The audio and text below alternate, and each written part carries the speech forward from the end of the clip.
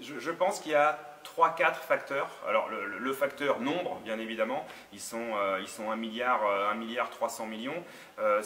Culturellement, c'est un sport, peut-être plus le sport numéro 1 maintenant, parce que le football peut-être détrône, mais en tout cas c'est un des sports majeurs en Chine. Et, ils ne savent pas eux-mêmes combien il y a de millions de licenciés. Donc ça déjà c'est un facteur nombre. Plus il y a de nombre, bien sûr, plus la base va être élevée. Je pense que le deuxième facteur c'est que les jeunes entre 5 et 12 ans jouent beaucoup plus que les Européens. Il faut savoir qu'un entraîneur peut dire aux parents à 7 ans, bon voilà, on va prendre votre fils ou votre fille dans un centre national, vous les verrez 3-4 jours par mois seulement, et ils s'entraîneront 7 à 8 heures par jour. Je pense que la mentalité asiatique est différente de la nôtre, et notamment chinoise. C'est vrai qu'en Europe, en tout cas, et je sais qu'en France, ça ne serait pas accepté qu'un enfant de 5-6 ans joue 7 à 8 heures par jour. Donc ça, je dirais que c'est le deuxième facteur où ils sont vraiment plus performants que nous, c'est entre 5 et 12 ans, ils jouent énormément plus. Donc toutes les bases techniques que nous, on peut acquérir à 14-15 ans, eux, à 12 ans, ils ont déjà acquis toutes ces bases techniques. Donc ça, je dirais que c'est le deuxième facteur. Le troisième facteur, c'est bien évidemment, ils ont plus d'argent, donc le développement, la recherche est beaucoup plus importante. J'ai entendu qu'ils pouvaient dépenser 1 million d'euros par an dans la recherche, donc au niveau des plaques, au niveau de la colle. On n'a pas la même colle, on n'a pas les mêmes plaques.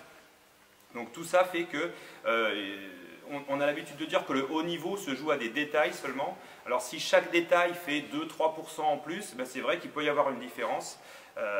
Je pense que, pour revenir sur les plaques, je pense qu'avec les balles celluloïdes et la colle, comme moi j'avais l'habitude d'utiliser il y a une vingtaine d'années, je pense qu'il y avait moins de différence entre les plaques, enfin il y avait moins de différence entre les plaques. Je pense que maintenant avec la balle plastique, leur plaque, notamment leur plaque coup droit, fait un petit peu plus encore la différence qu'avant, parce qu'ils peuvent accrocher beaucoup plus. Eux peuvent mettre un petit peu plus d'effet parce que ça adhère beaucoup plus.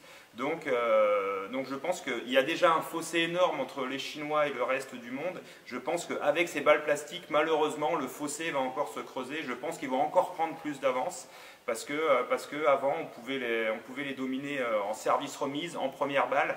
Et c'est vrai que si vous jouez vraiment au tennis de table avec eux, c'est compliqué. Et si vous ne marquez pas les points dans les 2-3 premiers échanges, c'est vraiment compliqué dans le jeu maintenant. Et je pense que de plus en plus, comme les échanges durent et qu'il y a moins en moins de fautes en service remise, je pense que la suprématie chinoise va continuer malheureusement.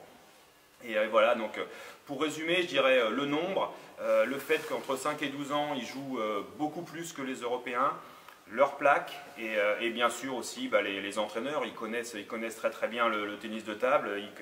Voilà, il y a énormément d'entraîneurs, et c'est vrai qu'ils ont une culture de la performance, une culture du match qui est un petit peu différente, et tout ça fait qu'ils sont vraiment beaucoup plus forts que les autres, quoi.